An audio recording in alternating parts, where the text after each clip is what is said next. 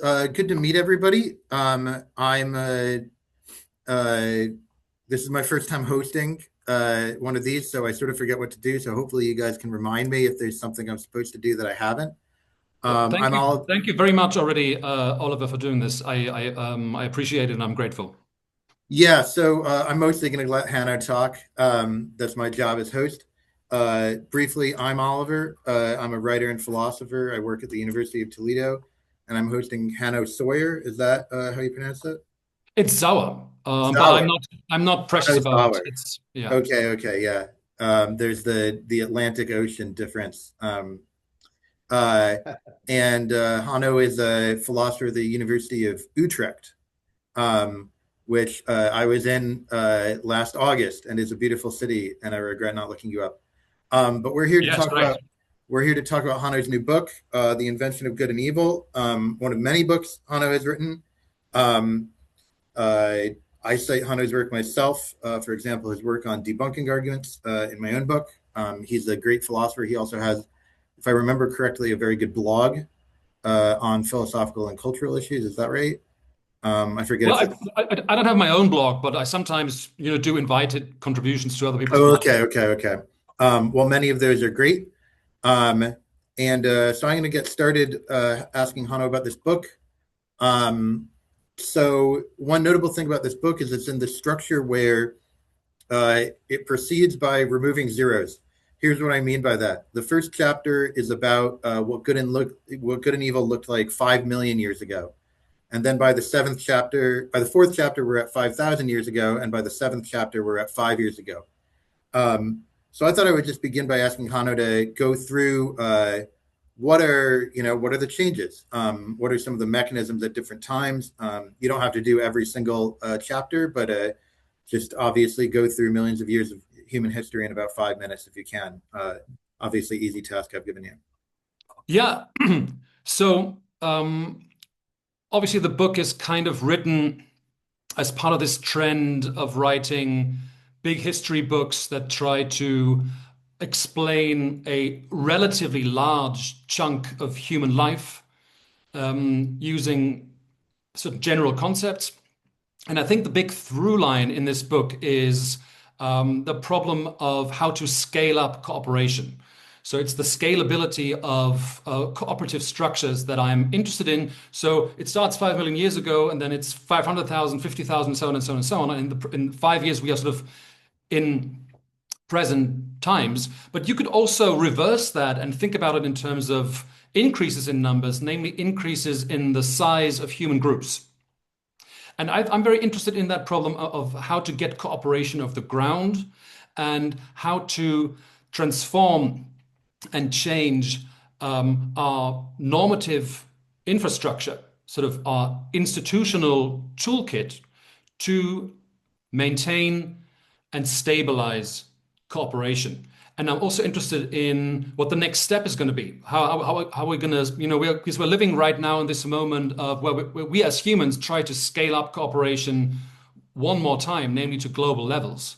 And basically all the interesting problems that people are talking about and writing about are global problems, right? So when you think about climate change or pandemics, misinformation, AI, nuclear risk, and so on, all these things that people are talking about, they simply have no non-global response, right? There is no US way of dealing with nuclear risk. There is no German solution to climate change. There is no Chinese way of sorting out AI and so on and so on. And I wanted to explain why scientists, biologists, psychologists, cognitive scientists, political scientists think that cooperation is a little bit of a puzzle to explain. And I wanted to identify some of the mechanisms that allow us humans to pull off cooperation. I sometimes like to say that we have a little bit of a reverse theodicy problem, right? So when you operate under theistic religious assumptions, the thing that's hard to explain is evil and suffering. right? Because you have a God, supposedly, an omniscient, omnipotent, omnibenevolent God. And how can a God like this, a divine entity, allow evil and suffering to occur? Now, under modern Darwinian premises, you have the exact opposite problem, right? All of a sudden, it's kind of easy to explain in a godless, competitive, ruthless, nature red in tooth and claw, dog eat dog world why unpleasant dispositions would exist, and all of a sudden it's hard to explain why good things exist. Where does friendship come from, and sacrifice, and heroism, and altruism, and friendliness, and so on and so on? But evidently these things do exist, and so we want to identify the mechanisms by which that works. And it's not that long ago that we first started to really properly understand how small scale types of cooperation could stably evolve, right? And we talk about inclusive fitness and kin selection and direct and indirect reciprocity. And I wanted to tell the story of these various mechanisms and how they allow us to build ever larger groups and how they lead to moral change and possibly even moral progress. Yeah, thanks so much. So the book is called The Invention of Good and Evil. Um, Often, when people like Nietzsche write books with titles like that, we're meant to feel that a word like invention is, oh, the wool is being removed from our eyes, and we'll finally see that this whole idea of good and Yeah. evil is like this trick that was played on us by the weak or by the strong, by the men or by the women or by whoever. But somebody's tricking us by trying to make us be moral. Yeah. That doesn't seem like quite what you're up to. So, what do you have in mind when you use this word invention? Yeah, so I mean, the title is obviously riffing on Nietzsche. The sort of, if you just flip it around, it would have been within good and evil, right? Because Nietzsche famously, he wanted to tell this genealogy of morality that would demonstrate that much of the values that we hold, at least at his time, equality and compassion and humility and chastity and so on and so on, they were kind of inflicted upon us by the weak, and he wants to undermine these values. He wants to undermine a big part of what we refer to as morality, or he wants to undermine many of our norms and values. And I think what I'm trying to do is, so sometimes like to say this book is like Nietzsche but true. So I want to tell not so much and not always a debunking, undermining, unmasking genealogy, but much of it is supposed to be what people sometimes refer to as a vindicatory genealogy. So much of what I say about morality is that a lot of this makes sense, and a lot of this makes people thrive and makes humans do okay in the world, because we depend on cooperation, we depend on other human beings, we depend on sociality to survive and to do well in this world. And so invention is not supposed to say that much about my meta-ethical commitments. So the question would be, is morality real or is it not? Did we make it up, or is it something that's in the world? And invention kind of sounds like I'm coming down on the side of we made it up and it's not real and we can forget about it. But I think it's more something like an invented thing that's nevertheless real. We can think of many things that we've invented or constructed. Cities are real, money is real, but in an important sense, money is, an invention. We don't find it lying around like diamonds or pebbles on the beach.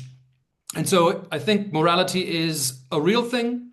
It is the normative infrastructure that we have built to enable collaboration, but it's also a human construction in some sense. Not a deliberate construction usually. It just sort of happened to us in our biological and cultural and social evolution, but it's a human invention, as it were. And I try to describe how we invented it, why we invented it, what the problems are that it's supposed to solve.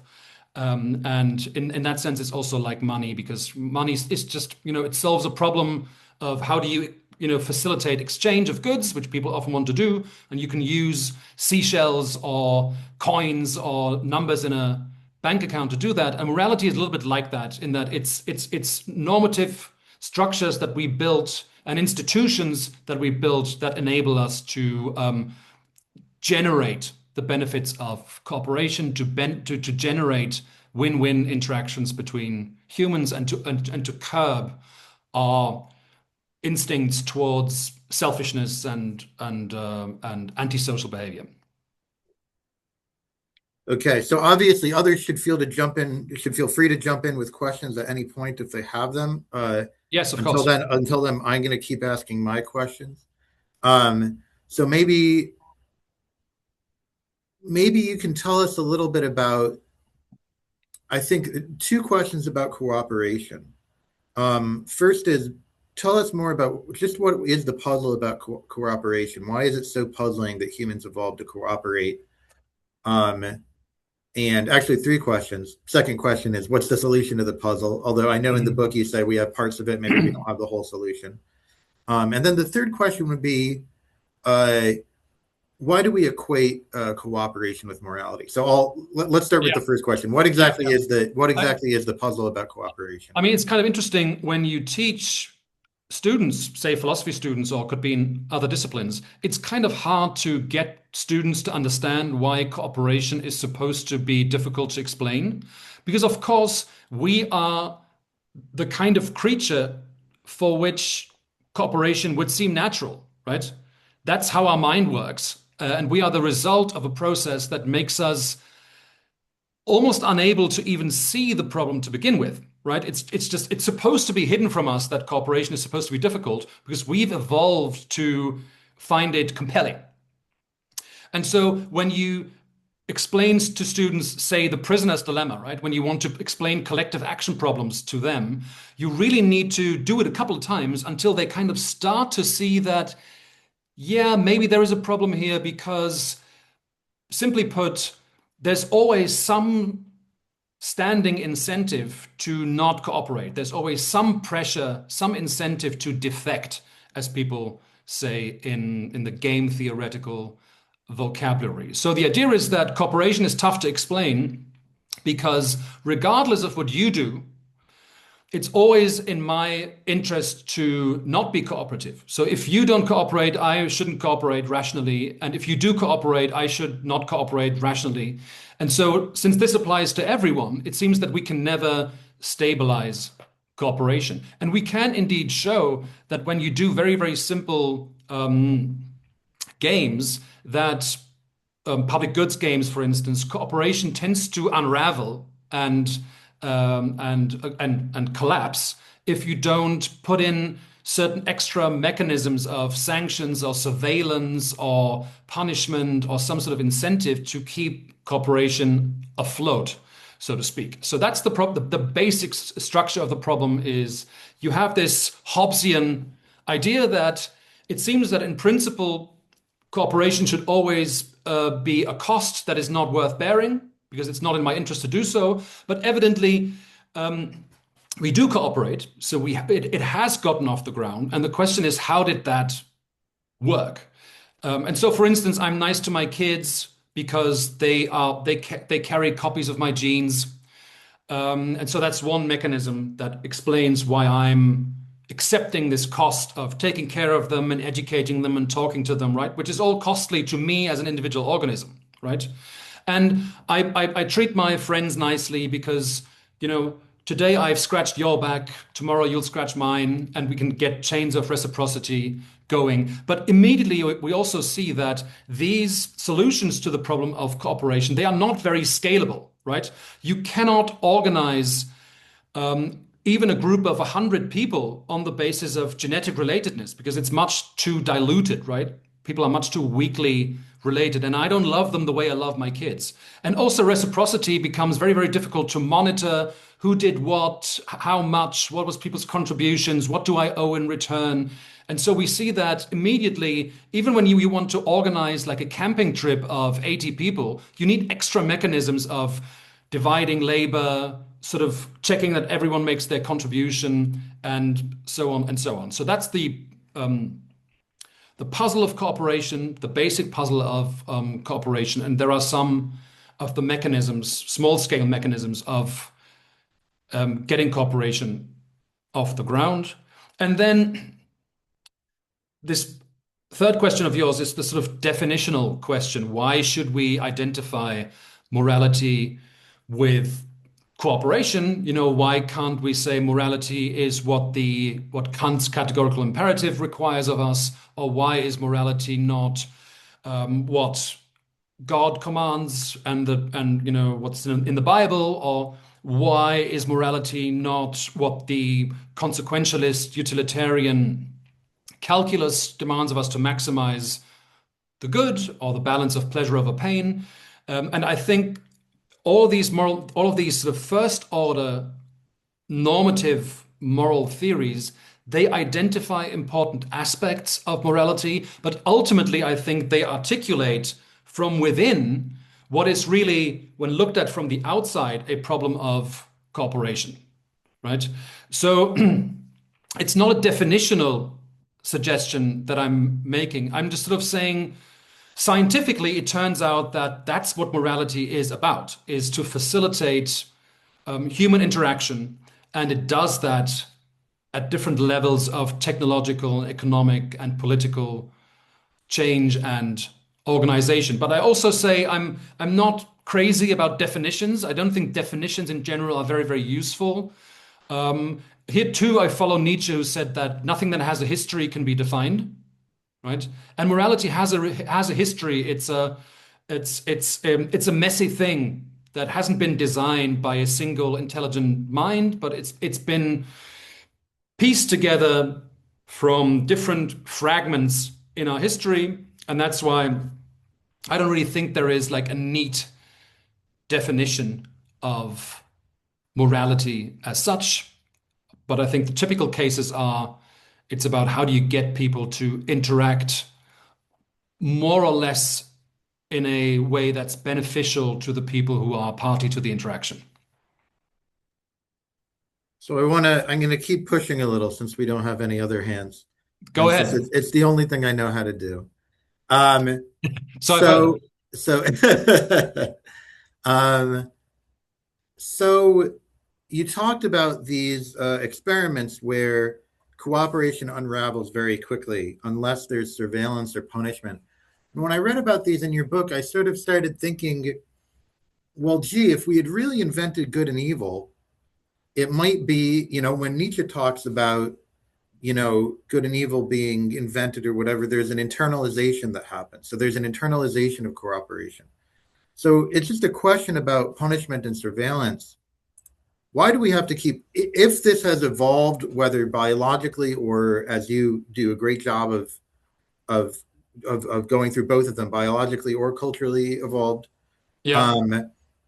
if our cooperative instincts have evolved, why do they fall apart so quickly when nobody is watching or nobody's about to Yeah. punish us? Yeah. A great question. So these games are basically you have a bunch of people anonymously, maybe behind a computer, and they play a public goods game. They each have a certain budget of money or whatever token people are given, and they can put it into the common pot. And then after each round, where everyone has donated some amount of their tokens or their money, the whole thing gets split up equally, right?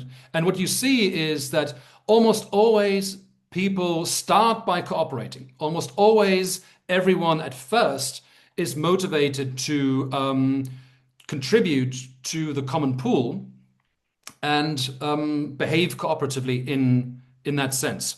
But then after a while, often very quickly, after the second round or something, people figure out that if they don't contribute, they get other people's contributions, but they can keep their money. And once in the third or fourth round, the others notice this pattern, that's when cooperation tends to unravel. So in one sense, it comes pre-installed, I think, and we have this disposition to cooperate. But of course, we have also inherited biologically and psychologically a disposition to not be cheated. right? To not be a total sucker. And it's important that we are not a total sucker indeed to prevent this situation from happening, which is the situation where the people that behave worst do the best, right? So we are vigilant when it comes to exploitation and cheater detection and people behaving antisocially, but usually we cooperate in the first round or in the second round. And when we introduce the option to pay a little bit of money to punish the free riders in this situation, that's when we see that cooperation keeps a sort of steady level. It goes down a little bit, but it maintains a healthy level, and that's just part of the toolkit that we need to keep this thing going. So this problem of collective action never goes away, right? When people are, rubbernecking on the street when there's an accident or something like that, right? They are stuck in a collective action problem. They sort of, they're curious what happened, and they're, creating traffic jam for everyone else. And when people cheat on their taxes, or when people aren't well informed before they cast a vote for a political party, we do struggle with these collective action problems when there are no mechanisms in place to make sure that our, in principle, disposition to cooperate remains active and remains effective. That's how I would describe it. But indeed, it remains relatively easy for cooperation to get destroyed. And so there is almost there is in some sense a little bit of a conservative, so small c conservative point in the book, which is the old Burkean point that cooperation is difficult to build but easy to destroy, right? And so once we have institutions in place that allow people to do something together, it is usually a bad idea to destroy these institutions without excellent reason, right? It can be a good idea sometimes to revisit and maybe even destroy these institutions if we don't want them anymore, if we don't like them anymore, and if they don't do for us what we want them to do. But in general, the way that we have built a social world that allows us to get along with each other is a precarious and contingent thing, and there are no guarantees that we will continue on this path and that we won't regress to smaller levels of cooperation, because that has happened in the past many times. So I'm gonna just start asking you about some various things from various chapters. One thing I liked was in explaining the origins of cooperation, and you can stop me if you feel we've already covered this, but you simplified the game theory into, I think, an original. You can tell me if it wasn't original, but you call them. Geez, now I'm forgetting. The winners are the grudgers. There's the suckers and the grudgers and the cheaters. Right? You did talk about this. You did talk about this. So the ones who Yeah, but win. it's not original. So I have that from Walter Sinnott Armstrong. That's how he Okay. described Okay. the Okay. situation. Yeah, and so that's the grudgers are a lot like the tit for tats, but it's simplified in a way that I Yeah. think is very good. Okay, I'm going to ask another question because as I was asking that, I remembered we'd already gone through that. So a lot of the fifth chapter, I mean, one of the great things about this book is and I'm not advertising, I'm just effusing. The number of He's resources, advertising. the number of resources that are explained, everything from ancient myths and evolutionary biology and evolutionary game theory to many of the great texts on contemporary politics. And a lot of the fifth chapter is devoted to this idea of weirdness. So I'm going to ask you to explain weirdness, and then I'm going to ask you a question, which you can then maybe end. So a lot of weirdness is about Yeah. individualism. How does the rise of sort of ethical individualism relate to this idea of cooperation, which we think might be the whole point is to be non-individualistic, right? And to be less Yeah. selfish. Yeah. That's sort of like a greatest trick the devil ever pulled kind of situation. That by making us more individualist, cultural evolution has also created new forms of moral universalism and so-called impersonal prosociality. So it turns out that you need to, as a society, become more individualist if you want to create greater cooperation amongst strangers, right? Because usually our cooperation is very in-group focused. It's very clannish. And it's a very, very recent thing that we can build institutions that allow perfect strangers to cooperate. For instance, we don't know each other, right? And still it works perfectly fine, and we know what's supposed to happen, and we all comply with the rules that make this salon possible. And the question is, how is it even feasible to arrange cooperation between strangers? And that's where the concept of weirdness comes in. So I've been enormously impressed by this book by Joseph Henrich, a cultural evolutionary theorist from Harvard University, and the book is called The Weirdest People in the World. And by that he means essentially us, right? He means people that think and act like people from, broadly speaking, Western culture. But it's not just Western. It's not supposed to be about that. It's just sort of like the typical case that people have in mind. And weird is an acronym that stands for Western, educated, industrialized, rich, and democratic. So people from societies that are like that, economically developed democracies with modern science, and the people that populate these places, they tend to be very individualist in their morality, but also universalist in their morality. And they tend to have a particular thinking style, analytic thinking, decoupling, and they think about morality in terms of more like a social contract between individuals rather than a traditionally inherited clan structure that is based on kinship and bloodline. And the question is, where does that come from? That's a very, very old question that social theorists and sociologists have puzzled over for almost 200 years especially, but even longer, which is, where does the modern world come from, right? Where does modernity come from with its strange institutions and rules and ways of thinking and interacting? And so some people like Max Weber have suggested that a certain Protestant ethic was responsible for providing the motivational foundation for capitalism, for instance. But that just leads to the question of, where does the Protestant ethic come from? Because that's already a very strange and individualist religious outlook, right? That you have your own individual relationship with God, and it's not mediated by a tribe, as in Judaism, or by an authority, as in Catholicism. So that's already a very, very strange invention and a very strange cultural innovation. And Henrik argues very, very compellingly, to my mind, that for some reason or other, around 5600, the year 5600, in Central Western Europe, France, England, Spain, Germany, and so on and so on, the Western Church, what we now would describe as the Catholic Church before the split, the Western Church started to destroy the normal European kinship structures that were prevalent around that time, just as they were everywhere else in the world, right?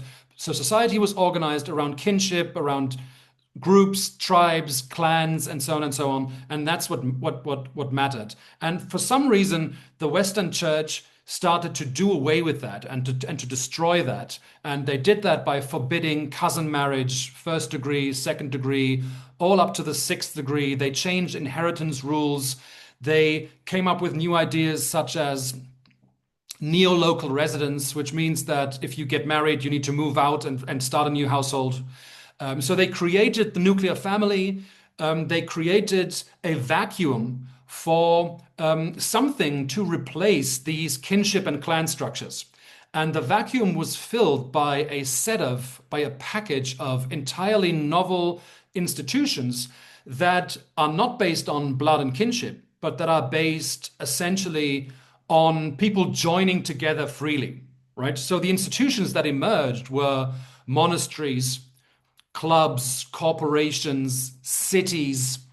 And at a certain point, people started to think about the nation and the state in those terms as well, as a kind of social contract rather than something that was created by God or that belonged to a certain royal family and and so on and so on.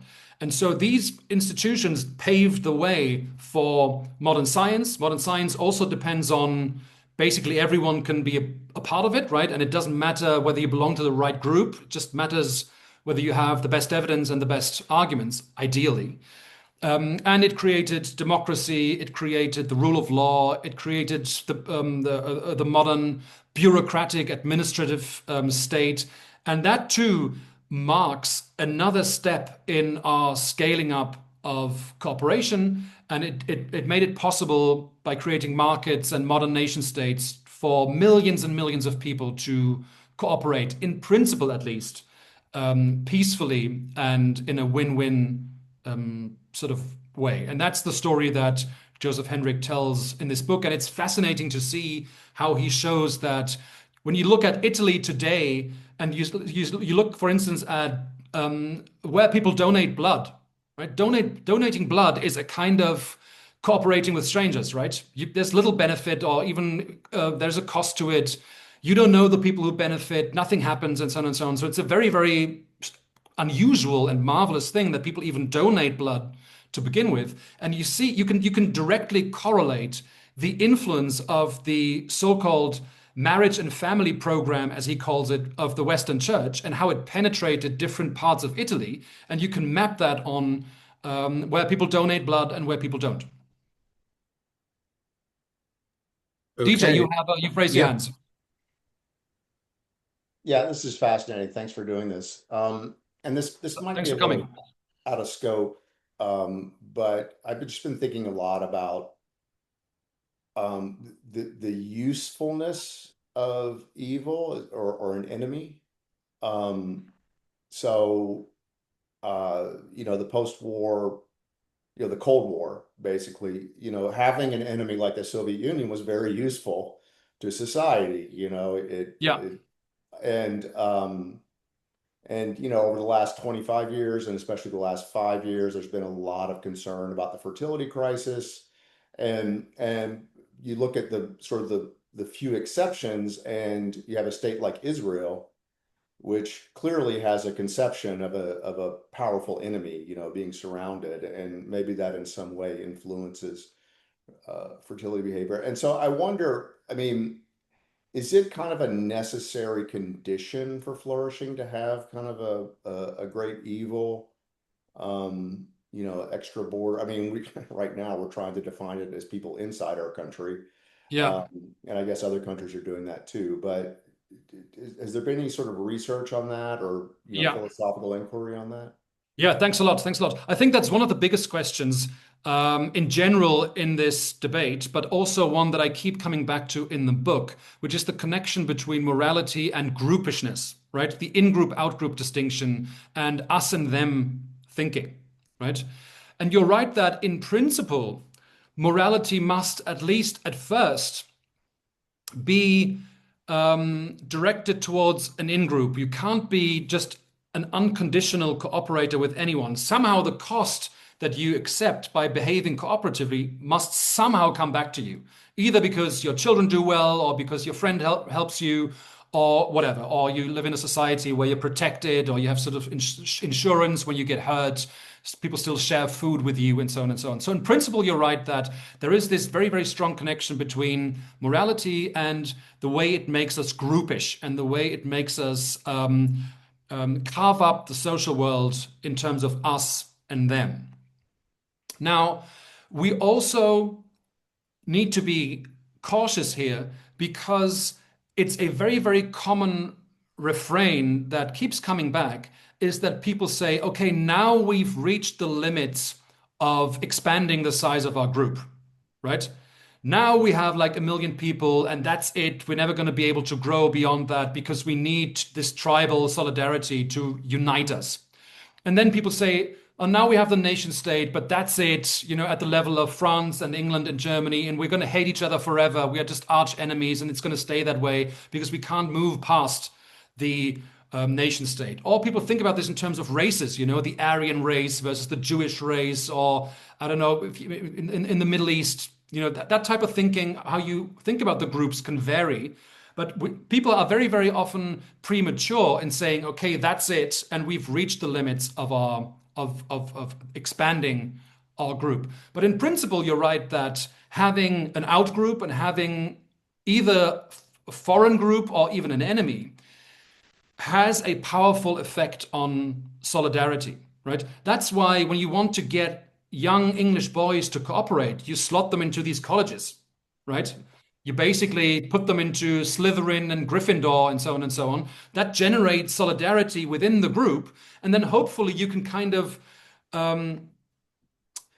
deal with that by making the way that these groups express hostility, make that kind of beneficial. For instance, you make them do sports or something, right? You make them play games against each other and you give them red shirts and blue shirts and green shirts, and that fosters solidarity within the group, and it's not too bad towards the other outgroups, right? But of course, in many cases, it gets very, very bad indeed, and you get intense hostility, and genocidal ambitions are very, very easily fueled when you have people that you can scapegoat and you can tell people that they are the bad guys, they are undermining our polity, and we need to get rid of them or we need to murder them, right? That seems to be very, very easily activated in human beings. And indeed, I don't know if you've seen it, but the second Independence Day 2, which is a terrible movie, but it's based on exactly that idea. You know, in the first film, humanity fights against the aliens, and then 30 years later or something in the future,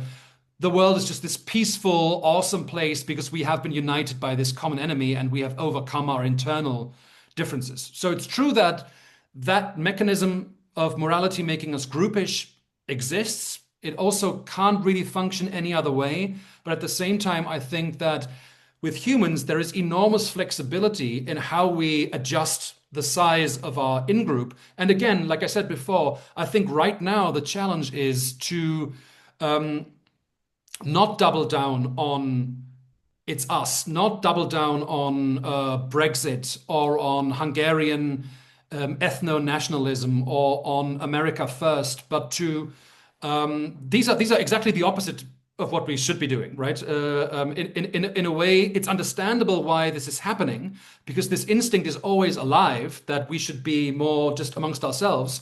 But really, what we should be working towards is to expand the range of cooperation even further and to build a future that where it's just normal that the US and China cooperate like France and Germany, for instance, cooperate today, or like basically the US and Canada cooperate right now. I mean, there are always some political hostilities, but a lot of it is functioning, right? In the trenches, this cooperation kind of works, and there's no war, and there's no real hatred between, US citizens and Canada. People, I mean, you guys joke about each other, but that's about it.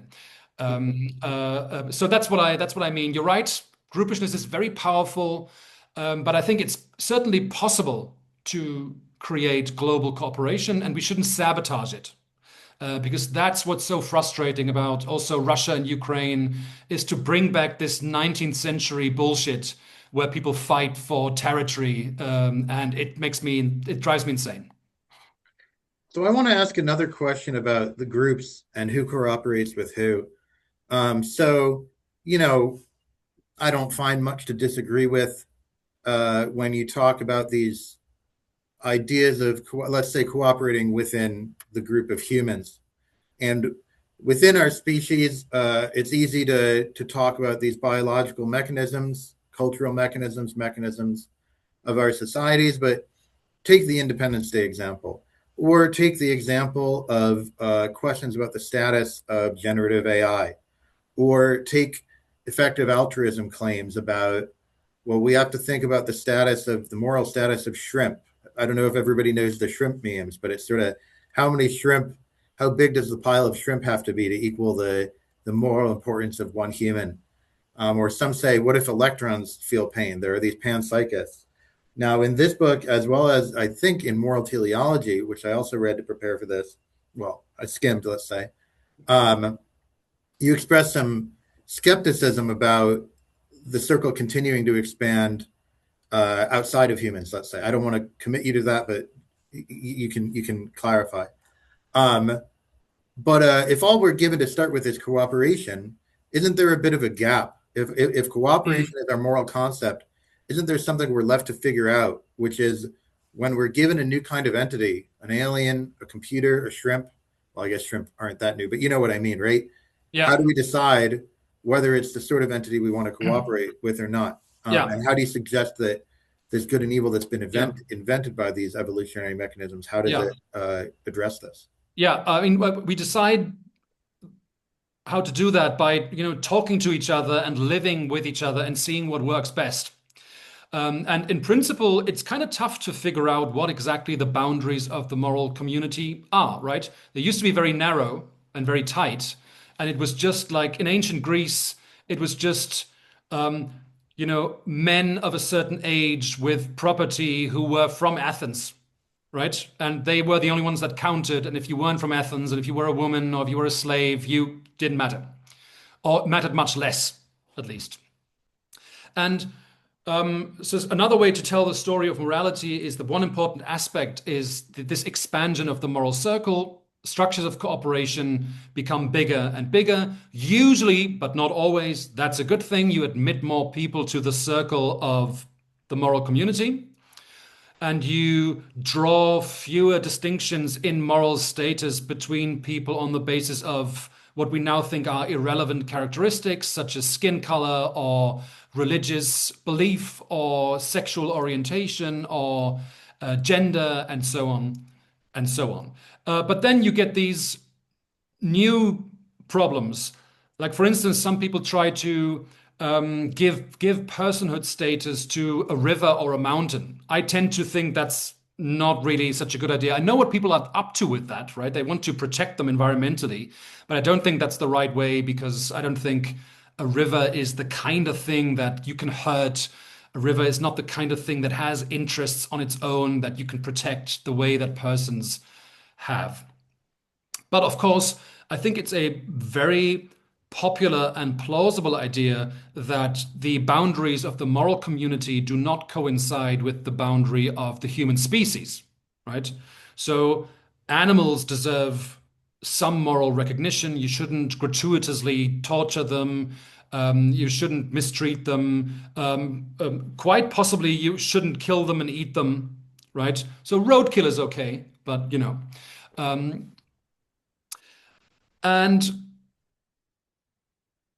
yeah, it's often difficult to figure out what the boundaries of the moral community are and what we want them to be. I think for now, I find it I find it pretty compelling that we shouldn't hate other people because of you know the way they look or because of the nation they belong to. There is this great quote by a stand-up comedian that I like, Doug Stanhope, where he says, "Nationalism makes you hate people you don't know and makes you proud of things you didn't do." And it's a little bit like that, right? There's no reason for you and me to be hostile towards a person from India. They are just, the same. Not culturally perhaps, but in moral status, they deserve the same recognition. And I think that's the kind of world that we should strive to build.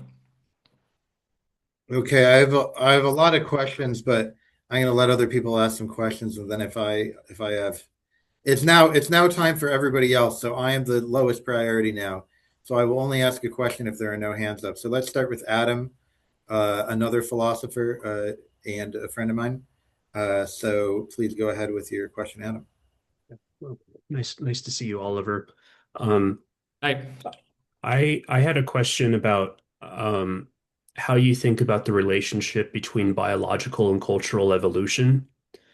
So maybe this is approaching asking you for a definition, and you don't want to do that. But contemporary weird morality, you have some cases where behaviorally people act against the model of um, how we've biologically evolved to behave. So you have in the Joseph Heinrich story, you have high schoolers in Los Angeles who play Ultimatum and Dictator games, and then they give out these fair distributions. Whereas if you look at the Yanomamo, or people who are not raised in weird cultures, Mhm. it's they behave just much very differently and more in line with how standard economic models would behave. Um, so this seems to be a case that in impersonal exchange, you have cultural evolution somehow overcoming um, the behavior that we've biologically been evolved to perform. And then you have these what seem like interjections of biological evolution, like the tendency towards tribalism in contemporary politics, where it wrestles with the tendency towards universalism, which is a part of weird morality. Mhm. So I don't know if there's really anything productive to be said about this, but there there seems to be a tension between cultural and biological evolutionary tendencies. And in some cases, I don't know if it's correct to say that in some cases biological evolution wins out, or there's a tendency towards Mm. reversion towards biologically evolved. Um, so I was just wondering if you could speak to Yeah. those conflicts and what, if anything, can be said about Yeah. how they resolve themselves. Right. Thanks a lot. I'm not sure whether you meant to suggest that, but I don't think that the behavior of indigenous populations in these economic games reflect the thing that biologically evolved, and the UCLA students do the thing that culturally evolved. Both of these things are cultural. There's some biologically evolved disposition to engage in some degree of cooperation, depending on how this gets culturally penciled in, so to speak. So you can see that in these economic games. So, for instance, you and me play a game, but the game is I get 10 euros and I can just split it up any way I want, and there's nothing you can do, right? You often see that with these student populations in weird societies, they do a 50-50 split, right? Which makes no sense. You can just dictate it. There are no consequences. It seems to make no sense from a narrow economic point of view. And when you play these games with certain indigenous populations, they often just keep all the money. And you can see that this pattern holds, that people are much more fair in their distribution if we accept this notion of fairness, depending on how much market integration there is. And this is measured in terms of how much of what people consume did they pay money for, rather than make it themselves, or exchange, or gifts, or whatever. And the more market integrated societies are, the more people are inclined to behave fairly in this way towards people they don't know. And it's just that in these indigenous small groups, people rarely encounter a situation where there is beneficial interaction with people they have never met and will never meet again. And so they just don't see the point of splitting up the budget fairly, right? But that's just a cultural way of living that they are just more used to behaving like that. Just like they would be very, very anxious when they meet someone who wears a different color feather or something. Living Los Angeles, I think, has 4 million inhabitants, and the overwhelming majority of them just get along fine, and they cooperate, on the bus, or in traffic. Well, maybe not so much. In the economy, they cooperate just fine, even though they have never met each other and will never meet each other again. And that's just culturally a very, very unusual setup. But we have been able, our mind is malleable and plastic enough to make that possible for us. So I think both of these things are culturally evolved ways of dealing with other people. And you see that people like us are just much more used to cooperating with strangers, and we have much more trust also towards people we've never met, because otherwise we couldn't live in large cities and run huge economy where ships travel around the globe. Yeah, I think that's. Um, Otherwise, I'm I'm enormously impressed by existing work on the relationship between biological evolution and cultural evolution and culture gene co-evolution. And I think it is just eye-opening what that means for us anthropologically, the way in which we became cultural beings and how that shaped how we look, how we interact. There are lots and lots of there's lots and lots of research on how an upright posture became possible because we started cooking and we didn't need large intestines anymore. And the big brain that we grew became possible because we started chopping things and fermenting things, so we didn't need this huge jaw. And we started to evolve sweating, for instance, because we became long distance runners when we were stalking prey, and so on and so on. So all of these depend on cultural techniques, and our biological evolution largely happened within a cultural niche that we have built ourselves. And I think that's an enormously interesting field of research to study how cultural evolution and biological evolution have interacted and continue to interact. Jenny and Great. Mark, do you want to continue? Oh, hi. Sure. Thank you. This is great. Thank you so much. My question is, I'm wondering, what do you think accounts for the appeal of like antisocial and really dominant kinds of people gaining so much power? And like, what is their appeal if we value cooperation to some extent? And these people often will transgress moral norms, even Yes. moral norms that the people who, they're claim to uphold. So like what, and can people like that even cause moral norms to change? Like why aren't we kind of like, banishing people like that from society since they value Yeah. cooperation so little? Yeah, and that's exactly right. And we used to. So we now believe that basically every society has to find a way of dealing with bullies, dealing with wannabe tyrants, dealing with people that want to amass more power and more resources than the rest. Now, for the longest time, hundreds of thousands of years, we lived in these small groups and we were able to neutralize these bullies by murdering them, right? Especially once we learned to cooperate, we learned to also build these ad hoc small scale coalitions to basically ambush the biggest asshole in the group and kill them, right? Once you do that for hundreds of thousands of years, you set off this kind of self-domestication mechanism where only the friendlier and more conformist and more docile and more disciplined individuals get to procreate, and the bullies are kind of kind of taken out of the reproductive equation. Now, what seems to have in the literature, this is called a reverse dominance hierarchy. So in a small group, you have wannabe bullies, but there are mechanisms in place that you can use to level these attempts to become the tyrant, right? Now, a couple of thousand years ago, that started to change. And ever since then, we have been ruled by bullies, right? So a couple thousand years ago, certain things happened in the climate that allowed people to settle down in the Middle East, in the Indus Valley, in what is today India. It also happened somewhat later and independently in Middle America, right, where people settled down because the certain climate changes made a sedentary lifestyle possible.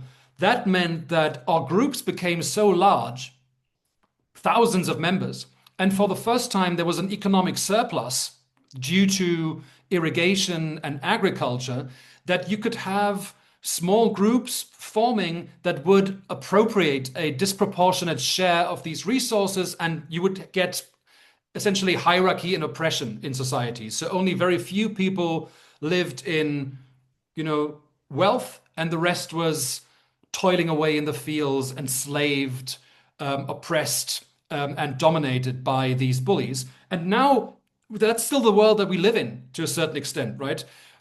Once you have a group that large, you have a whole new coordination problem of how do you get rid of the bullies? Because the bullies, they pay some people off.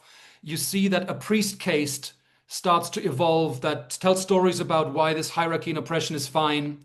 And so all kinds of new things start to happen that stabilize this type of situation. And we see that being a bully works often, right? And it's, people benefit, not generally from it, but it's possible for certain people to be very dominant and to be very and to be very unscrupulous and be very aggressive and selfish.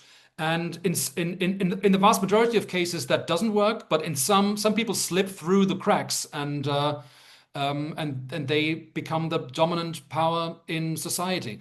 And in a way, also the story of modernity is recognizing that we can't really solve this problem, because also we need some sort of state hierarchy to run this place. And now we are just thinking about ways to make that fact as palatable as possible by having elections, by having rule of law, and so on and so on. But in principle, we still live in this society with huge inequality, huge concentration of political and economic power in the hands of very, very few people, and they get to tell the rest of society what to do. And for the past couple of 100 years, we have tried to at least make that work for us, right?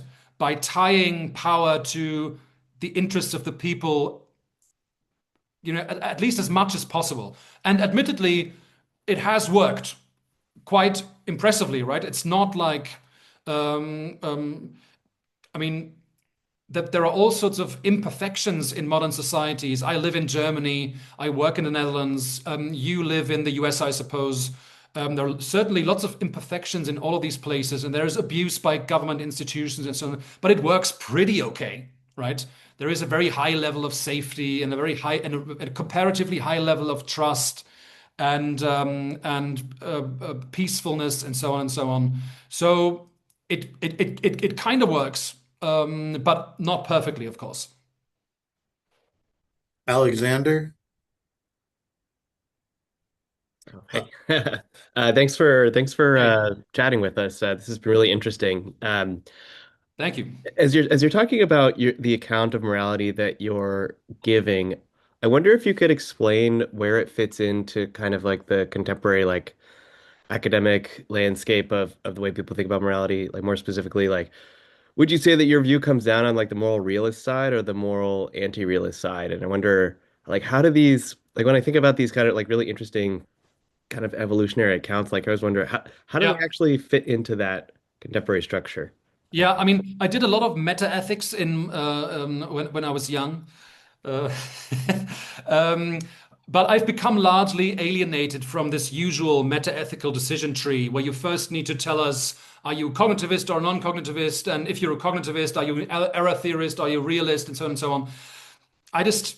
I mean, if you're asking me like that, I would, if I have to give you an answer, right, at gunpoint, I would say I'm a moral realist, but not in the way that Russ Schaefer Landau and Michael Humer are realists, where they think that we just have like a rational intuition and we can apprehend moral facts that are just mind independently there. I think about morality much more in those naturalistic terms. It's part of our extended mind, right? It's part of this.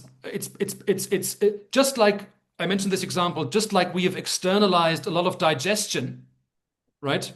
We have externalized a lot of solutions to these collective action problems out into the world, right? And we have built cities and political institutions and norms and rules and values and churches and intellectual exchange and so on and so on. And that's how we have offloaded solutions to collective action problems into actual tangible things out in the world. Now, when I put it like that, I want to call myself a moral realist, but it's totally different, the brand of realism that I find plausible when you look at, the traditional meta-ethics debate. So I tell an evolutionary story about the origins of morality, but when you ask me where I come down in this evolutionary debunking debate, right? Sharon Street and so on, like, did evolution make it impossible for us to see the moral facts? Because why would we? Why would we land on this island? fortuitously, I don't even know what they're talking about. I sort of, in a way, I think, yeah, there is no way for evolution to miss moral facts because moral facts are facts about how we generate cooperation, and that's what evolution finds, right? So if you retranslate it, that would make me a kind of like third factor account sort of person in the academic discourse. But again, I don't like framing it this way because I think this whole field is sort of misconceived, uh, almost. Yeah, yeah. No, because I find these accounts that you're giving very persuasive, to be honest. I think like when you read about the evolution of human morality with how we developed in tribes, and then we have this change, right, and that enables police to take over. I find this very persuasive, like very, very like useful explanations. But Yeah, yeah, I'm always thank you. like struck by how they don't really map onto the contemporary like discourse, and like I struggle in my mind, like, well, what, you know, Yeah. am I an anti-realist? Am I a realist? Like, I don't know. I kind of have a similar struggle. So.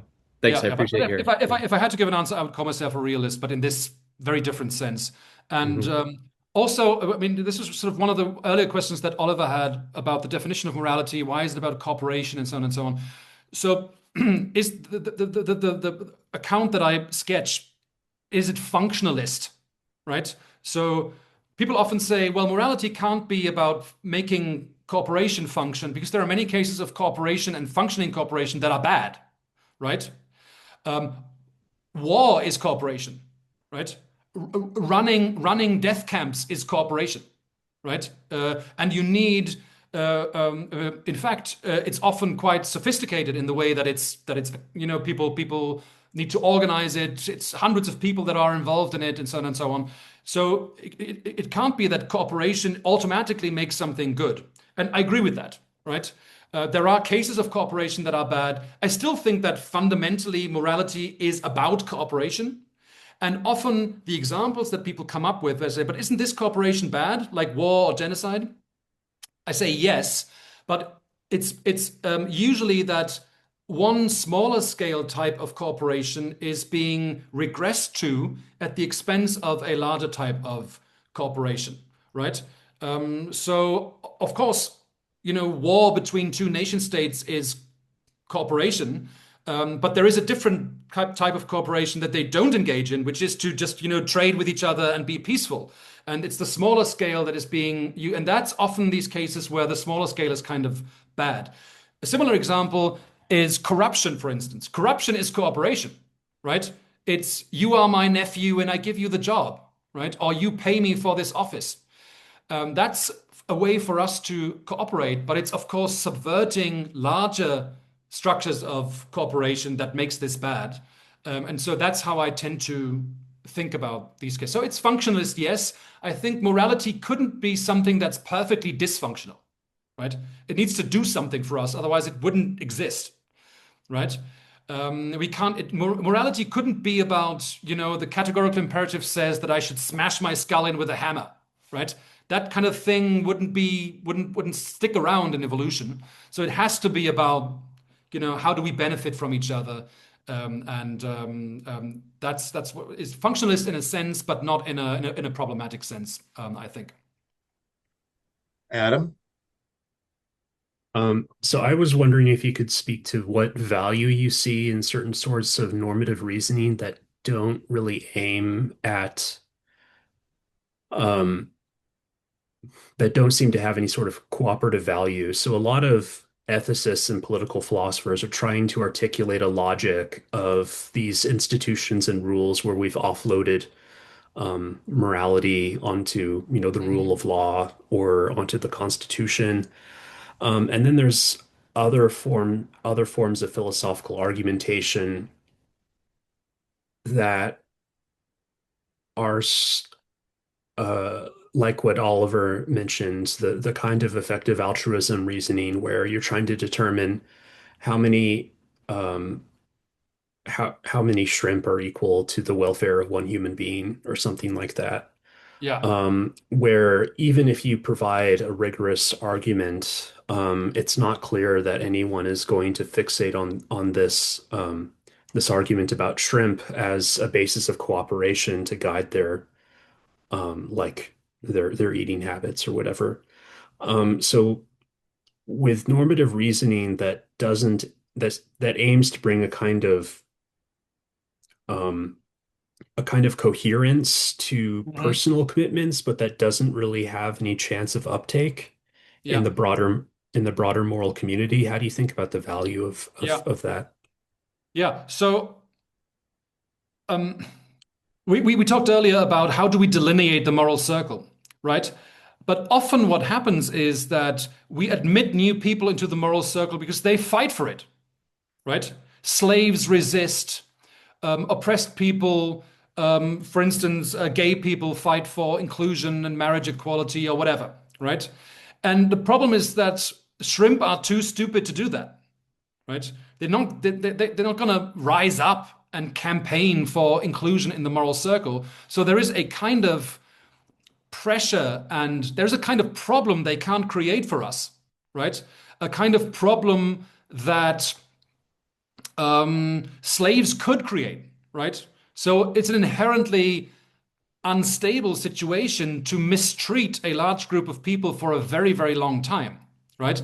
After a certain point, well, the whole time they try to resist, they're also stuck in this collective action problem to make it happen.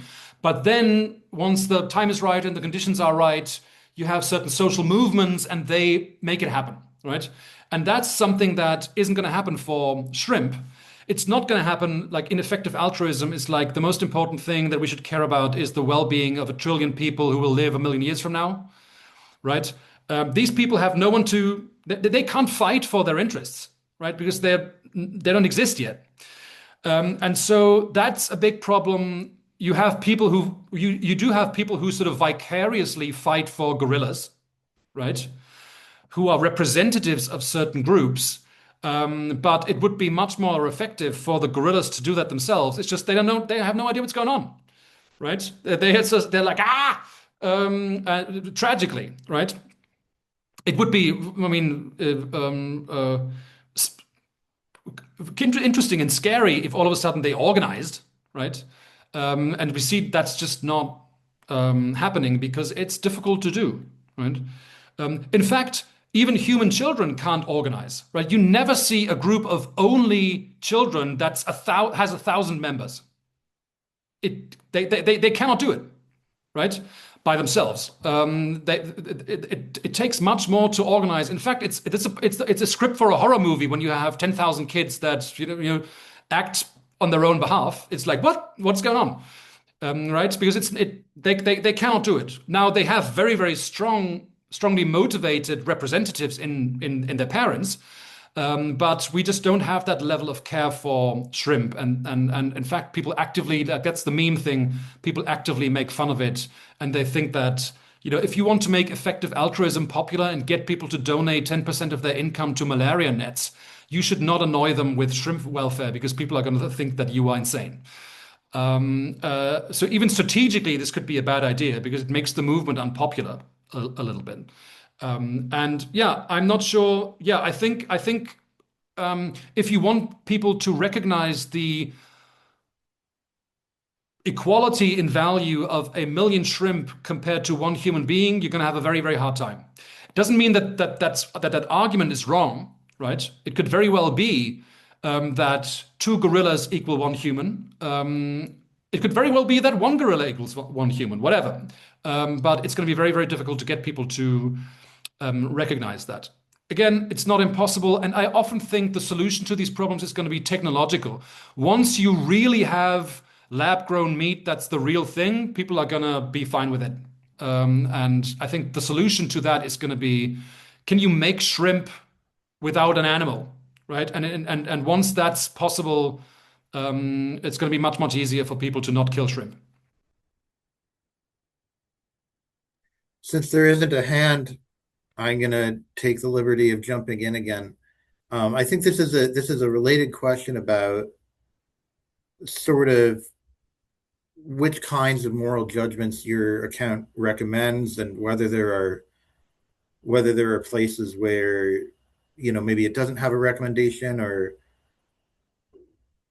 maybe we're trying to figure out what the recommendation is. So first of all, you give a really interesting account of what you call demoralization, where some moral norms fade. Um, and you call these, in one place, unjustified taboos.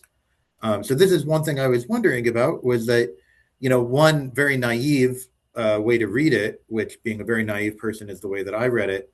Um, you might think there's some sort of higher morality by which we judge whether the morality that's evolved is actually the right one or something like that. But you might think that puts you in Schaefer Landau, Mike Humer, Oliver Traldi sort of territory as a wacky, non-naturalistic moral realist, right? So I was wondering if you could tell us a little bit about what you mean by demoralization, and then explain what, in your view, makes some of these taboos unjustified, and if they are unjustified, how did they come about as moral taboos to begin with? Yeah, so I don't think we have this higher morality that we can appeal to when we want to demoralize things. I'm very much a Neurath's ship kind of person. We are afloat at sea, and we just have the material that we have with us, and we need to rebuild and repair the ship, with what we have with us, and we can't return to the dock and make it, and repair it from scratch. That's how we reason about moral norms and values too. Sometimes we use one moral norm to reject something we do. Then we use a different moral value to renegotiate something that we do. And that's how moral reasoning in general works. But we can't return to the dock and check our morality wholesale, right? We can never do that. So I like this. I really like this quote by Ludwig Wittgenstein, where he says, sometimes we look at our hands to see whether we have hands, and sometimes we look at our hands to see whether our eyes are working. Right? So sometimes being able to see your hands is a reason for thinking that you still have hands, right? Say in a combat situation, you're looking at your hands to see whether they're still there, right? You assume your eyes are working, right? But sometimes maybe you are a little bit.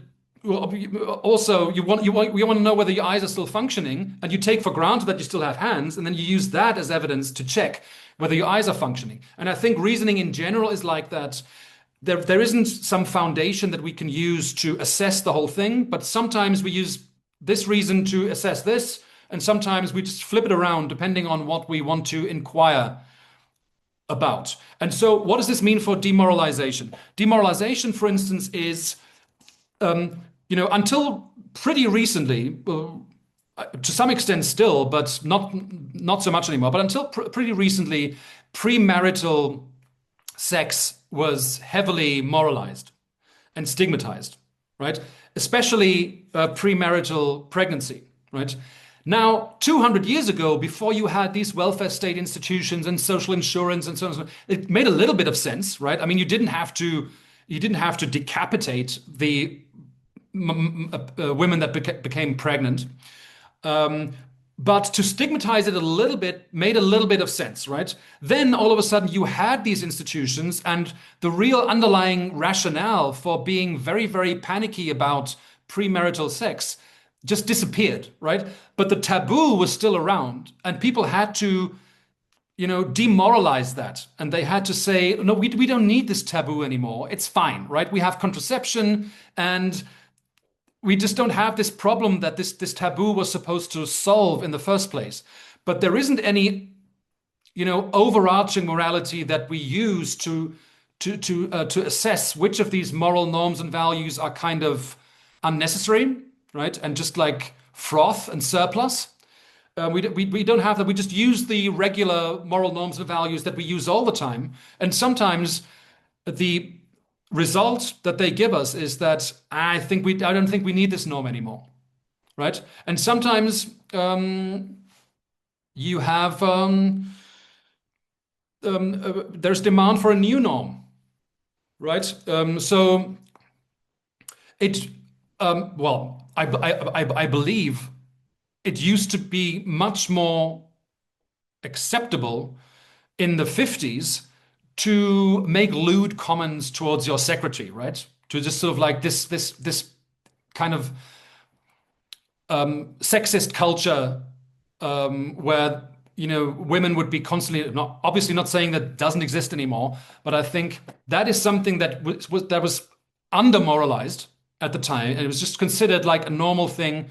And over the past decades, and especially the past 5 years, there's been a very, very conscious and deliberate attempt to moralize these comments and sexist remarks and a sexist atmosphere in general. And I think that's good, right?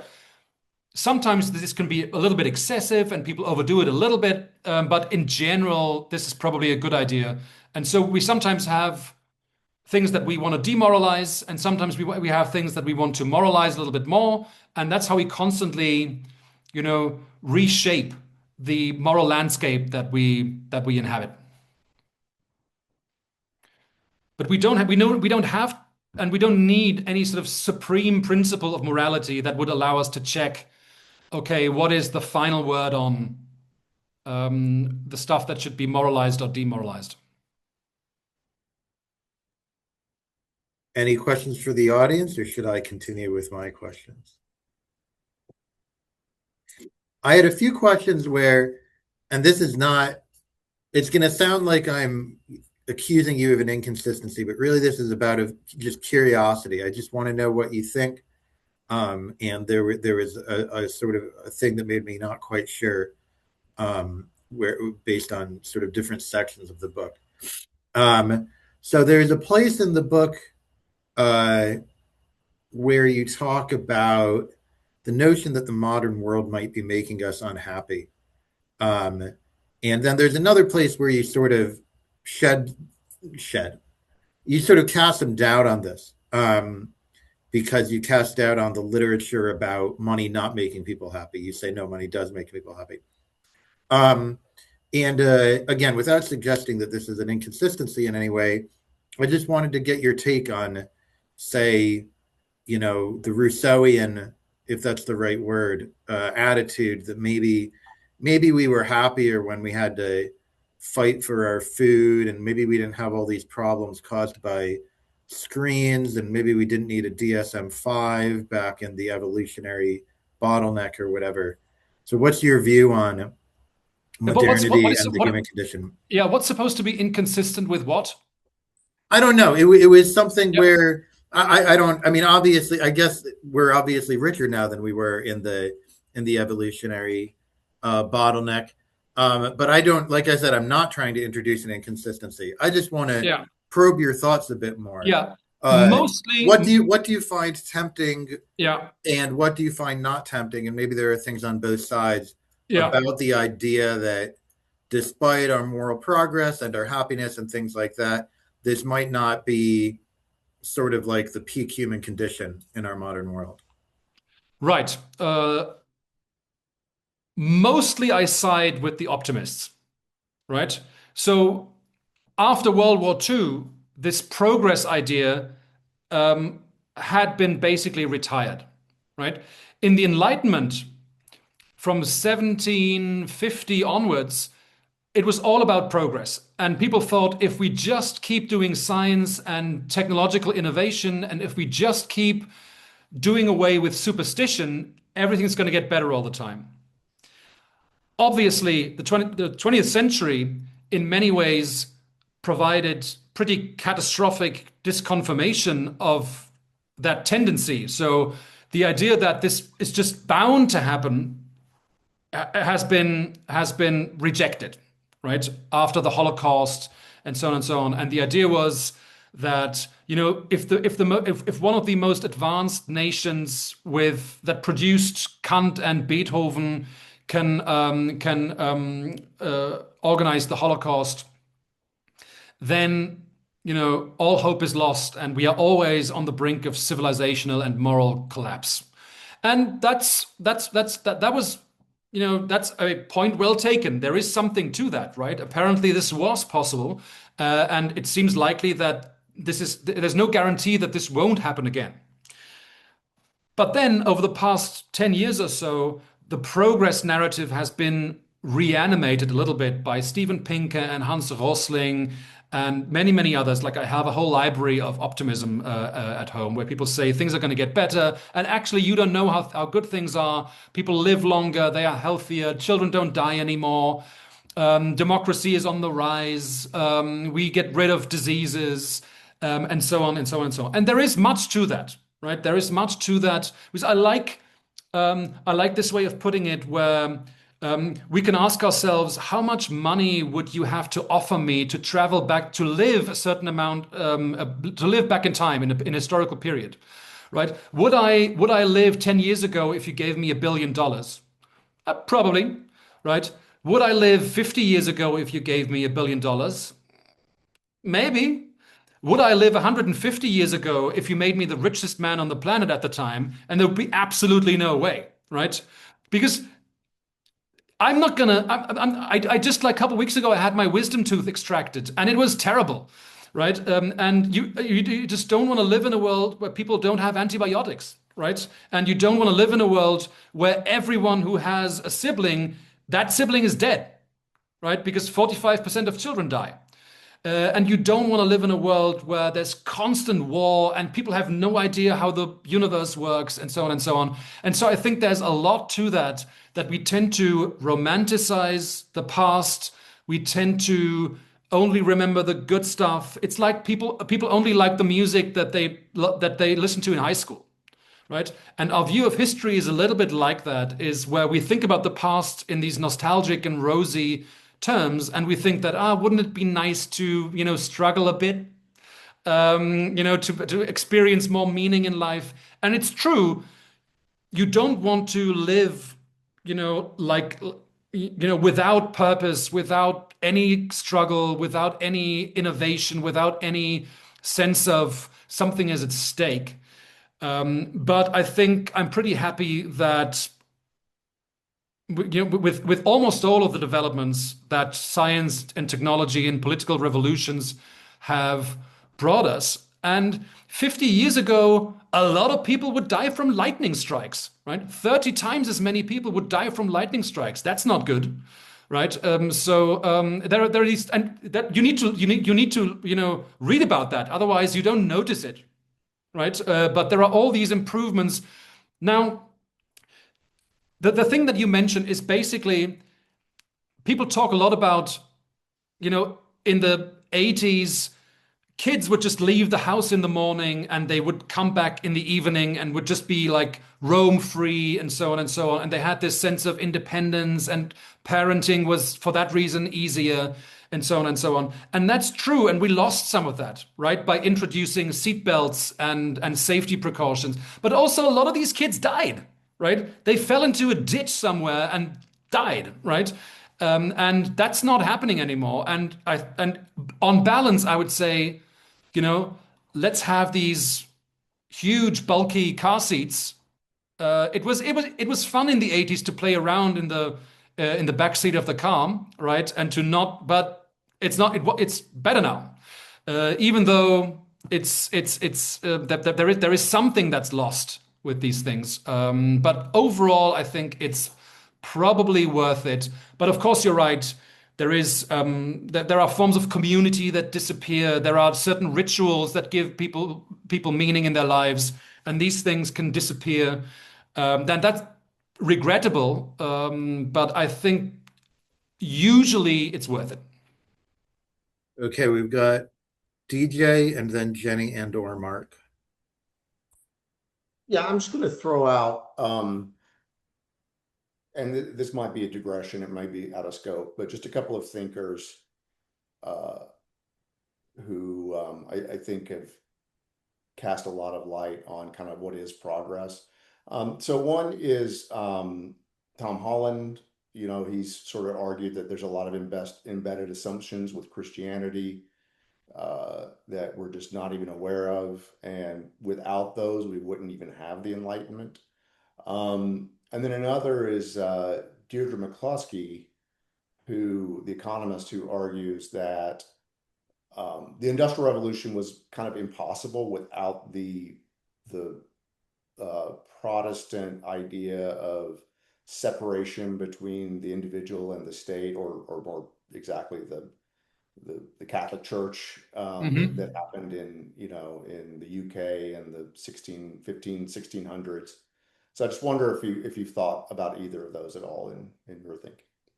Yeah, so I've looked at a lot of these accounts of again the emergence, the origins of modernity, and what are the moral virtues that were required to make that happen. McCloskey has this whole book about the bourgeois virtues of reliability and responsibility and accountability and prudence and moderate thriftiness and so on and so on, a future orientation and so on and so on. And I think indeed these play a big role in creating and shaping and sustaining the modern world. I personally I'm not a person of faith, but it's no problem for me to recognize that Christianity contains quite a few moral innovations that at the time were progressive and that were healthy in many ways. Also, ideas about the dignity of the individual, ideas about prioritizing the well-being of the weakest and the most vulnerable in society. These are good ideas.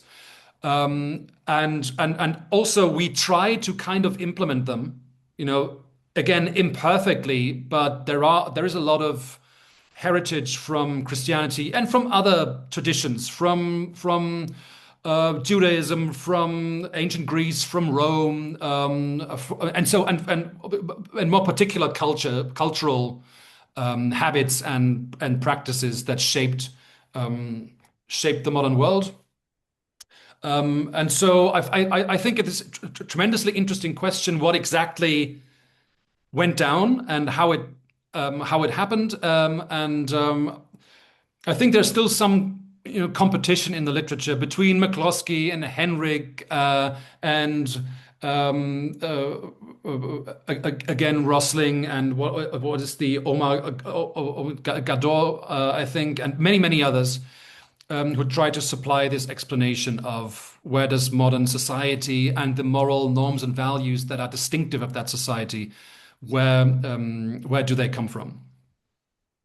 So I want to note McCloskey is cited in the book. The range of citations in this book is incredibly broad. It's a very learned book, which is not always what is produced by people in our field of analytic philosophy. It can sometimes be a very narrow field, but this is a book that draws on all sorts of history, anthropology, sociology, psychology, economics, political science, political theory, um, uh, and all sorts of subfields. So in my No, thank you. I tried my in, best. in the advertising portion of our show, I'll just mention that it's one of the there are some books that argue for a thesis and either you're convinced or not. There are other books that sort of like, well, it doesn't really. If you're convinced, you're convinced, but if not, you learned along the way. You learned all of these things, which were brought to bear in arguing for the thesis, and maybe you aren't convinced by the end, but you still feel like you got a lot out of the book. So that's my position, at least. That is a very polite and indirect way of saying that you were not convinced.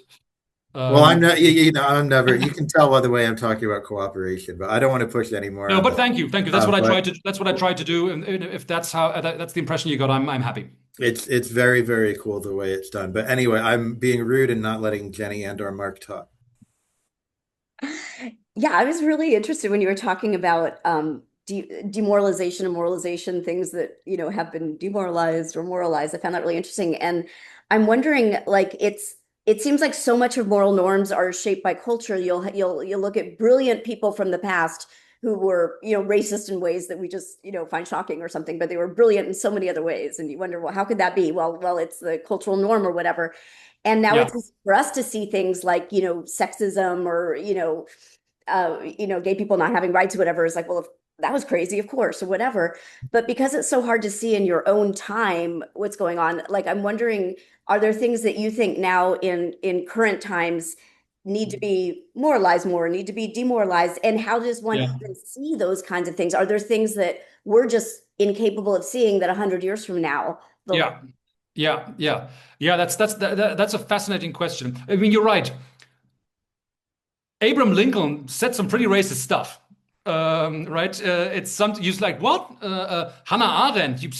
Sometimes you can't believe it, right? And there are millions and millions of examples of people that were brilliant in science or philosophy and so on and so on. But then in their diary, you find something and like, ugh, and it's pretty fascinating why that is.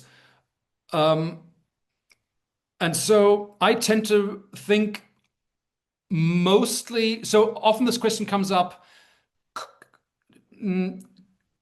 could people have known at the time? So are they sort of culpable for their racism? Was Plato to blame for having slaves because or did he not know any better? Right? I think there may be cases where people are sort of completely deluded by their times and they really cannot see something. Mostly, I think people probably were aware of these things. They just were in power and they could come up with rationalizing narratives that would excuse their behavior. Right. So I think people had probably some qualms about roasting children over fire to appease the rain god. They just could, right? And they used children from the outgroup to do that. But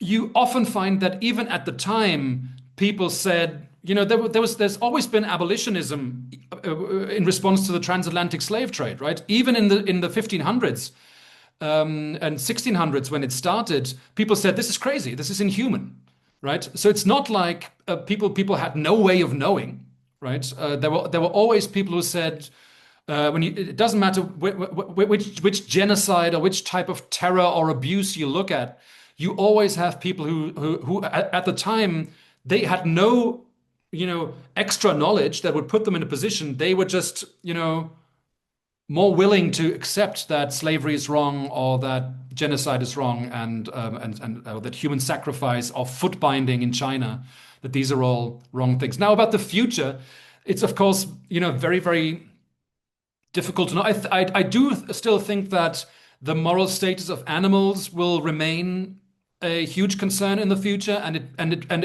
it wouldn't surprise me if 100 years from now people will listen to this conversation and they well, probably not, but suppose they would. And then it said all these smart people that have all these moral concerns, and still they were all eating slaughtered animals. What's this crazy, right? I think this could be a little bit like that. Yeah, that's the main thing that I think is one of the plausible cases where we have a present day thing that we do that will be looked upon with horror and consternation by future people. Just like today, we cannot believe it that people that educated, intelligent people had slaves and thought it was fine. It could, I mean, another thing could also be that I don't want to attribute anything to you, but it's relatively safe to assume that you don't need all the money that you have, right? So we could give much of that away, right? You can wire money directly to people in sub-Saharan Africa, but we don't do it, right? I have 6 winter jackets. I don't need them, right? I could have used that money and give it to someone else, even in Germany, right? And that could be another thing where people may look back at 2026 and think, they had the means to alleviate a lot of poverty and they just didn't do it. How strange.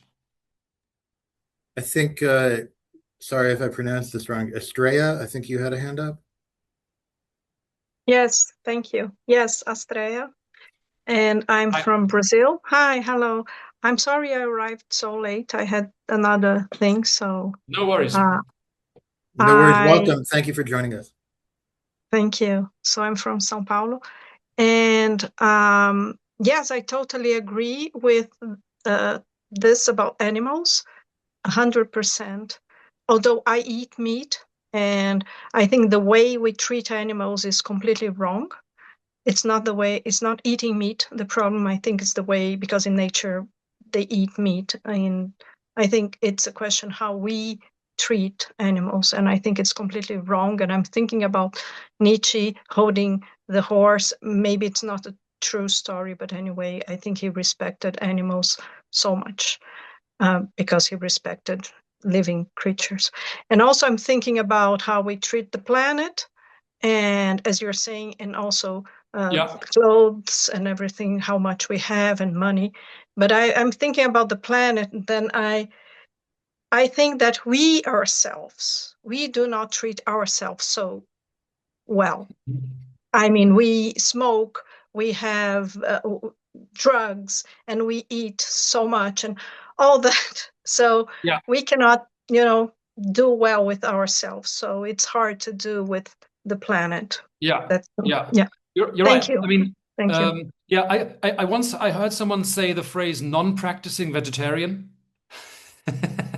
That's a good phrase, right? It's sort of like, and I think there are a lot of people like that who basically recognize that arguments against animal slaughter are very compelling. Certainly, I don't think I've ever seen even an attempt made to justify factory farming. Right? So there are some people who say that animal consumption is fine, but factory farming of the kind that we practice today, where I think every second 150,000 chickens get slaughtered, is no one even tries to explain why that could be fine, right? And I'm very, very convinced that we will have to find a solution to that. Well, indeed, there are some people in philosophy circles who say that even violence between animals is wrong, and we should prevent it. Right. So you said even the lion eats the lamb, but there are some philosophers who think we should stop that, and maybe kind of neutralize the carnivores or something like that. Of course, maybe gently euthanize them so as not to cause their suffering. um, but there are ideas like that, and indeed, it's not clear why. We think that when 10,000 deer get crushed by an earthquake, we think that's bad, right? And we would have liked to prevent that. But what's the categorical difference to? And there's this quote by the philosopher Arthur Schopenhauer, who wrote about, is this the best of all possible worlds? And he has this nice thing where he said, if you think that this is the best of all possible worlds, just briefly compare the enjoyment that an animal gets from eating another animal to the suffering of that animal. Right? And you see that it's vastly out of balance, right? It's kind of like eating an animal is kind of tasty, right? But to get torn apart and ripped to pieces is much more, orders of magnitude worse than the enjoyment is good. And so I think that's a plausible candidate. I'm not sure whether the way to accomplish that would be to first treat ourselves better. In a sense, we could also say something like we need to become more. We need to become more merciless towards ourselves, right? Deny us many, many pleasures and so on and so on. Maybe not smoking or whatever, but it could be that the moral thing to do often involves a lot of restraint and a lot of sacrifice and not doing something that would be fun. Just like you mentioned climate change. Climate change is happening because huge ships and driving a gas guzzling SUV is convenient, right? Burning fossil fuels is very, very convenient and practical, right? So people want to do it. Fighting climate change may or may not, I don't know, may involve, doing less of that stuff. So this gets, I understand the points about animals. This is getting a little bit to your other book, which I read, Moral Teleology. Tell me if I'm going too far astray. So I understand the substantive points about animals, but you brought up this point in this way that was like, maybe people will look back. This is a move. I've been trying to get papers published about this for a while, and it never works out. But okay, people in the future might look back and say, how could they eat the animals? My response is something like this. I don't trust people from the past. So why should I trust people from the future? What is it that I trust people now? They're a lot like me. They kind of get it. But Mm, what if it's sort of parabolic? You get as close to being me as possible, and that's the best the time can be. And in the mhm, past, it was not like me, and in the future, it'll become less and less like me too. Isn't that a mhm. natural way to think? It's natural, but it doesn't mean that it's right. It's also like people often think the exactly correct level of cruelty that children deserve is the level of cruelty that they got, right? So their parents were treated too violently by their grandparents, right? Kids these days are coddled and not treated harshly enough. It's just exactly the right level of punishment and cruelty that I got that was actually right. And so it's very tempting to think about that a little bit like 80s and 90s music are the best because that's when I was young. But well, don't the way you describe it makes it sound like, isn't this clearly like why would we privilege the present in this way? We look at so compare science, for instance, right? We look at 50 years ago and we think that physicists 50 years ago were more right about physics than physicists 100 years ago or 500 years ago, right? And we always think that the subsequent generation got more things right. And we just extrapolate from that and think that, well, in 2056, people will get more things right about morals, right? But it Yes, so always goes. I guess it depends on what our underlying account of morality is. It could be, if morality is just a kind of cooperation, it could be that we learn more and more about how to cooperate with one another. So, for example, as you laid out in the past 500 years or so, we learned all these things showing that individualism actually helps us cooperate. This kind of Mhm, counterintuitive notion through evolutionary theory and Adam Smith's invisible hand and the cunning of reason and various mechanisms like this, which you do a great job of explaining in both books that I read, I think. Um, so it could be that we learn more and more about how to cooperate with one another. Um, I guess one thing to say would be the reason to start with the present is like my beliefs are what form my certainty about my assessment of the present relative to the past. So, relative to the past, I say, look, of course we do better. I'm so sure that, you know, that not having slavery is better than having slavery. I'm mhm, so sure that not having a Holocaust is better than having a Holocaust. mhm, Um, I'm so sure that women being able to vote is better than women not being able to vote. And I am sure about mhm, those. Like, those are, if I'm sure about anything, I'm sure about those things. mhm, Um, but the idea seems to be that if you were to then go that far in the future and put it up to the present, suddenly I wouldn't be so sure about the differences. I'd be like, wow, maybe they have a point. Um, but in theory, it's just the same sort of comparison. I'm comparing now to the past. I'm comparing now to the future. And in both cases, they're going to look unfamiliar, and it's going to look like they are doing things um, that are mhm. not in line with what I believe. So the question is, why do I have this odd deference on looking to the future? Now, the scientific case, um, it seems like, and this might be getting us into metaethical issues, so I apologize. Scientific case, it seems like we can say, well, okay, they have these they have light speed travel. I really thought it was impossible, but then you take me to the future and I just see it and I get it, right? Um, and you might think, from a certain moral perspective, um, you would go to the future and see that they're doing something odd. Maybe they're treating shrimp as equal to humans or whatever. Or maybe they're, who knows what they're doing, but they're just doing something different from us. And I would see it and I would just not get it. I would say just the way that I don't get slavery, right? I don't get how that could be acceptable. Um, So yeah, now that I'm saying this, this is obviously getting us into some meta-ethical territory, but what do you think would be the mechanism where sort of we travel to the future and we just sort of say, I get the light speed travel, I just see it, and I get the new morality, I also just see it.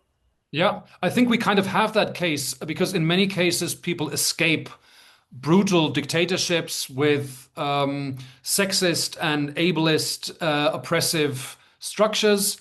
They come to, I mean, I don't want to play into this Western triumphalism narrative, but in fact, many people want to leave places such as, civil war Syria. Many people want to leave very poor places. Many people want to leave places where women are exploited and abused and have no rights. And they come to say the US and they say, I prefer this. So and they see how it's done and they see how people live. And they may again find certain things regrettable about the culture that they liked in Tehran, right? But they say overall, I think this is better because people don't breathe down my neck and tell me I can't drive. Again, one must be very, very cautious in describing the West as sort of like the future in this analogy, right? As if it were a sort of like, in all respects, a morally more advanced place. But I'm happy to defend the idea that in many respects, in fact, modern democracies with rule of law and rights and equality and so on are indeed morally better to North Korea and to Syria and to conflict-ridden zones anywhere on the planet. You see, many people from once people join the middle class in China, many of them want to leave, right?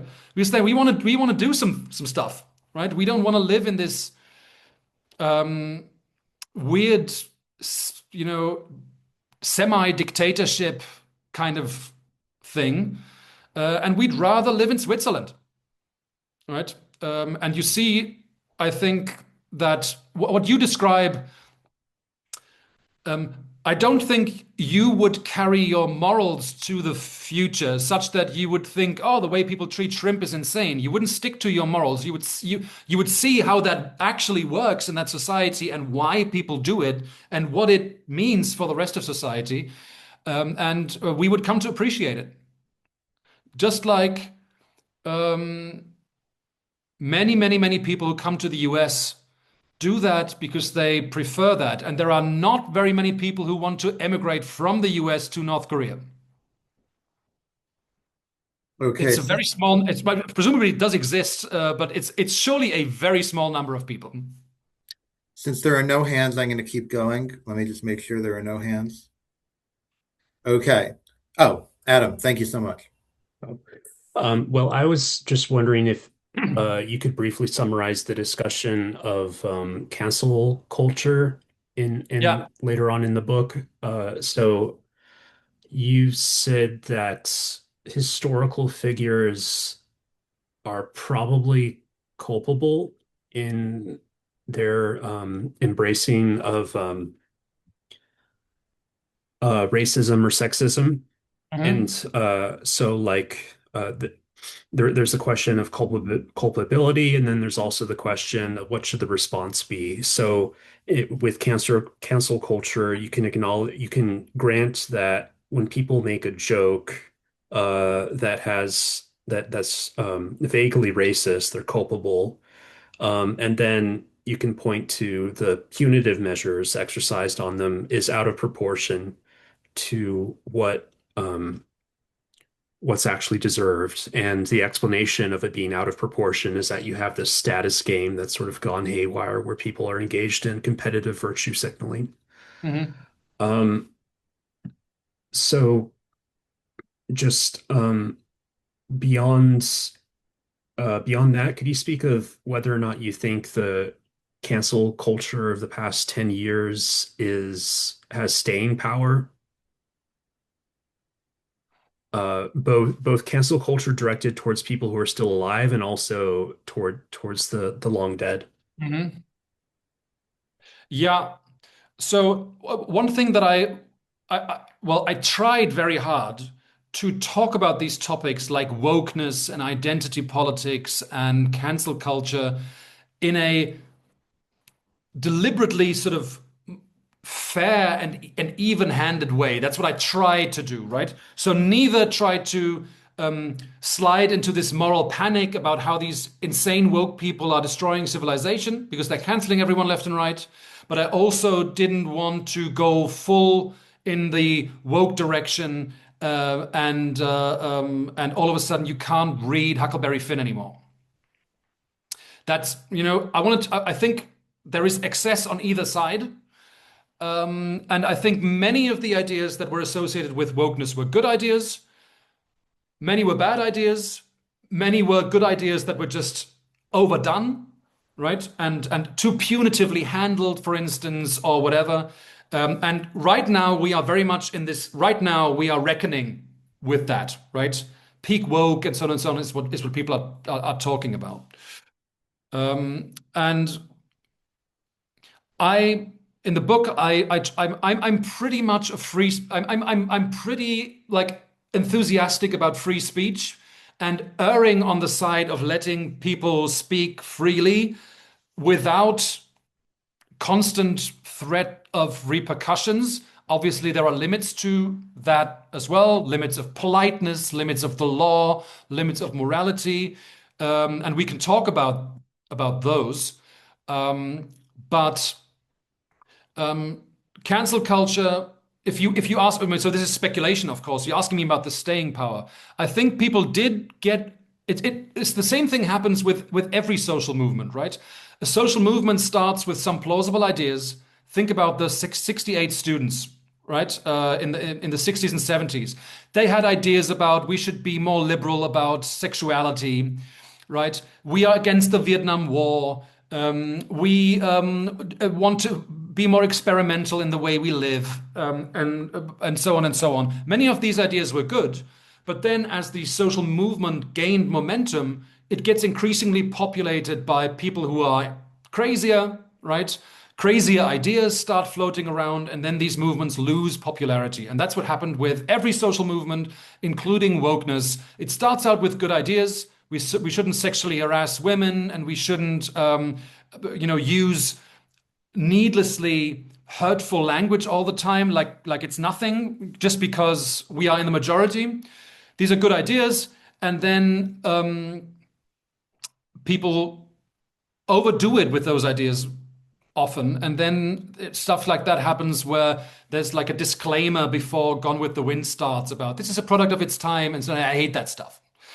It's one of my favorite movies, and every time and it's when you watch it, it's pretty racist, right? I mean, it's a fantastic movie, but it's hella racist. But I don't think we should, censor it or cancel it. But I think we are intelligent enough to know what this is, and we are intelligent enough to appreciate it, the plot and the filmmaking, and to not use the racist examples as something that we should emulate, right? I think we are smart enough to do that. So in that sense, cancel culture is kind of people found it increasingly annoying, also because it became increasingly annoying, and now people are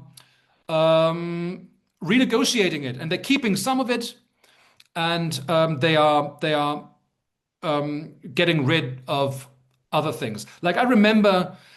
So when I was in high school in the 90s, gay was used as just like a negative word, right? The new album by Radiohead is so gay, right? And it's just it didn't mean homosexual. It just meant I don't like this. And I imagine that the one or two gay people in my year, it was pretty unpleasant for them, right? And so I think the idea that maybe we shouldn't use this word as just a general all-purpose term for disapproval, that was a pretty good idea, right? But at the same time, should someone lose their job because 20 years ago they said faggot on tape? I don't think so. So, that's the kind of balance that I think we are talking about. And people went extreme with these well-meaning cancellation attempts, and I think now we are renegotiating that a little bit, and now we get all these right-wing cancellations, right? If you're not enthusiastic enough about renaming the Gulf of Mexico into the Gulf of America, you get canceled by these guys. Right. So it's part of human nature also that you want to get away with punishing people for what you think is bad behavior. And in many cases, for that reason, people overdo it. Yeah, that's the sort of my. I'm mostly a free speech guy, but also people pretend like the world is falling apart because you're asking them to learn a new word is also kind of silly. Those of us who are old enough, which might be all of us, definitely remember earlier right-wing cancel cultures around the Iraq War, or putting Yeah, you have it. warning labels on CDs and video games and things like this. And these things are always switching, Yeah, depending on who's in power and who has what interest. But we yeah, only have a few minutes, so I want to give you a chance to, and you can let me know if this is not how you want to end. But I thought a good way to end is one of your major claims in the conclusion, if I got it right, tell me if I'm wrong, is that we sometimes overestimate the differences we have with each other when it comes to morality. We underestimate our kind of common inheritance, which is observable yeah, when we think through the evolutionary perspective. So if you think that's a good way to close, that's what occurred to me. And we've got yeah. about 2 minutes to talk about that. I mean, you wrote a book called Political Beliefs, which is open access, and you can read it. It's amazing. I don't want to lick your boots, but it's good. Um, uh, and yeah, so you've written a lot about polarization, and I think polarization was a huge buzzword over the past 10 years, like misinformation, polarization, conspiracy theories, and so on and so on. And I think polarization tends to be overestimated. In the book, I like to say that we don't really believe different things, we just hate each other. So I think there's a lot of literature on polarization being like an emotional thing. You have like tribal animosity, but people don't really have these stable ideologies that really put them in different camps, right? Mostly people are kind of similar to each other. I mean, there is controversy, often manufactured controversy also, right? So these wedge issues that are highlighted. So you do get conflict about abortion, and you do get conflict about I don't know, abstinence only education, right? I know this stuff from movies, so excuse me if I give these weird examples. But a lot of it is similar, and I think polarization tends to be overestimated. And I think when we look at the fundamental level of the moral values that we have a lot more in common than we think. Even with very, very seemingly alien cultures, we recognize the ideas of honor and community and tradition that they may have. We may not share them, but we get them, right? And so I think there is a lot of common ground and at least space for talking to each other. And there is much less that has to divide us than we think. Well, I think that's a lovely sentiment to end on. Thank you, Hanno, so much for doing this. This was a lot of fun. Thank you. Thank you, Adam, My Estrella, pleasure. Jenny, and Mark for making it to 3 p.m., which obviously not everybody did.